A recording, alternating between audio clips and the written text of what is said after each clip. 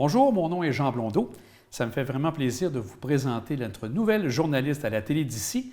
Elle s'appelle Marie-Ève Groslot et je prends quelques instants pour vous la présenter. Alors Marie-Ève, ça fait quelques semaines que tu es arrivée ici à la télé d'ici. Est-ce que tu peux te présenter pour nos téléspectateurs? Oui, donc moi, j'arrive un peu du domaine de la rédaction, de la littérature, de l'enseignement. J'ai également une pratique en art. Donc, tous ces volets-là, pour moi, ça fait en sorte que j'ai vraiment le goût d'entrer dans mon nouveau défi de journaliste, là. Et comment tu le vois, ce défi à la télé d'ici? Bien, c'est sûr que c'est un défi d'être exposé devant les caméras, tout ça, de faire des entrevues. Mais ce que j'aime le plus, en fait, c'est vraiment d'aller vers les gens, de faire des entrevues. Donc, c'est vraiment ce que je préfère. Bien, bienvenue Marie-Ève. On aura l'occasion de te voir régulièrement à la télé d'ici. Ça nous fait plaisir que tu fasses partie de la famille de la télé d'ici. Merci beaucoup de m'accueillir. Je suis vraiment très contente. Et justement, on va voir le tout premier reportage effectué par Marie-Ève. Elle est allée rencontrer M. François Tifo, qui est le directeur de l'école primaire La Pionnière de Saint-Joachim, à l'occasion de l'inauguration de la nouvelle cour d'école le 21 octobre dernier.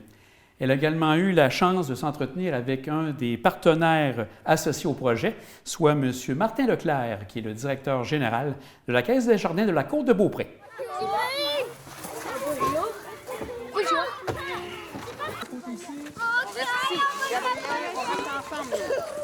C'est des travaux qui ont commencé il y a 4 ou 5 ans, juste pour le montage financier, faire les plans, aller en appel d'offres. Donc, c'est un travail d'équipe qui a pris beaucoup de temps. Mais l'été dernier, c'était la dernière phase des travaux. Donc, rapidement derrière, c'est qu'on a déménagé des jeux, des grands. On a rajouté des jeux pour les petits, carré de sable qui a été refait et un genre d'agora pour faire classe à l'extérieur ou lire à l'extérieur. Donc ça, c'est une partie des travaux qui ont été faits. L'autre partie qui a été faite de l'autre côté, c'est surtout du drainage qui a été fait parce qu'on avait des problèmes d'eau sur le terrain de l'école. Donc c'est un terrain qui est en argile, donc l'eau ne se draine pas. Donc juste avec ces travaux-là, on a gagné à peu près, on va gagner parce que là, on va le voir au printemps prochain, mais on va gagner à peu près 3 semaines d'utilisation du terrain extérieur de plus. Puis quand il y a des pluies fortes à l'automne, on gagne rapidement 2-3 jours parce qu'avant, quand il y avait une pluie forte, ça prenait à peu près 2 à 3 jours avant que l'eau s'évacue du terrain. Donc tout ça va faciliter l'utilisation des terrains. Et on a déménagé aussi le terrain de soccer, puis on a réaménagé les buts comme il faut pour que les enfants puissent jouer au soccer. Donc tout ça a été fait l'été dernier, puis c'est des travaux là, qui ont coûté aux alentours de 130-135 000 $. Donc des gros travaux. Mmh. Oui. Puis, qui sont les partenaires associés avec ce projet-là? Donc, il y a plusieurs partenaires à l'extérieur de l'école. Donc, on a, entre autres, le ministère de l'Éducation qui a un programme expressément pour les cours d'école au niveau du gouvernement.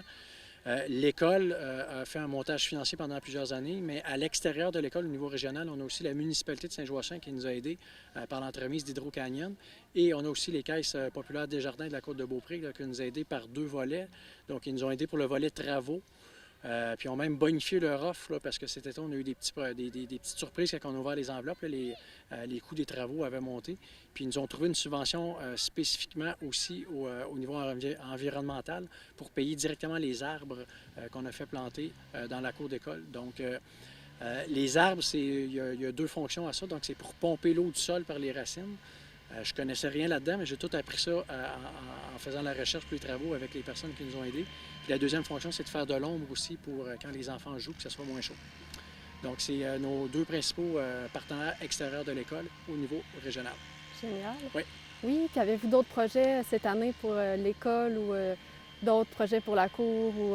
Pas spécifiquement pour la cour ici. Là. Les prochains gros travaux là, qu'on veut commencer à mettre en branle, puis on parle du long terme, là, de 4-5 ans, on commence à réfléchir peut-être pour la cour d'école à l'autre école, à Beaupré, parce que la cour des grands, là, je vais le dire comme ça, mais ça commence à manquer d'amour. Fait qu'on va commencer peut-être à réfléchir à faire le montage financier. Mais comme j'expliquais tantôt, c'est des projets qui prennent beaucoup d'années à faire. Donc là, on se met là-dessus à partir de l'an prochain. Mais pour cette année, là, c'était tout pour les travaux à l'extérieur. À l'intérieur de l'école, il y a d'autres travaux qui s'en viennent pour les prochaines années, mais ça, c'est plus au niveau du centre scolaire là, que ça va être pris en charge. Monsieur Leclerc, parlez-nous un petit peu de vos implications pour la nouvelle cour d'école de Saint-Joachim de l'école La Pionnière. Certainement. Donc, l'école La Pionnière a proposé son projet il y a quelques mois pour faire une rénovation majeure à l'école. La Caisse de jardin, avec l'entremise de son conseil d'administration, est enchanté de pouvoir être contributeur pour améliorer, entre autres, tout le système d'irrigation de l'école et avoir des nouveaux jeux pour les enfants. Donc, c'est important que les enfants puissent avoir des belles installations pour pouvoir profiter du temps à l'extérieur puis de faire des activités physiques par le fait même. Oui, c'est super. Puis parlez-nous un petit peu des coûts associés et de votre partenariat.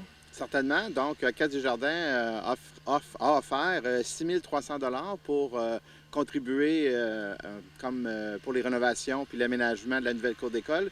Puis, un fait intéressant, c'est la première fois que la Caisse bonifiait un peu son montant d'investissement pour s'assurer, entre autres, de développement durable, c'est-à-dire la plantation de quelques arbres qui, avec le temps, vont grandir là, directement à la cour d'école. Donc, c'est un des premiers projets où on bonifie de façon précise notre contribution financière pour, justement, la plantation d'arbres.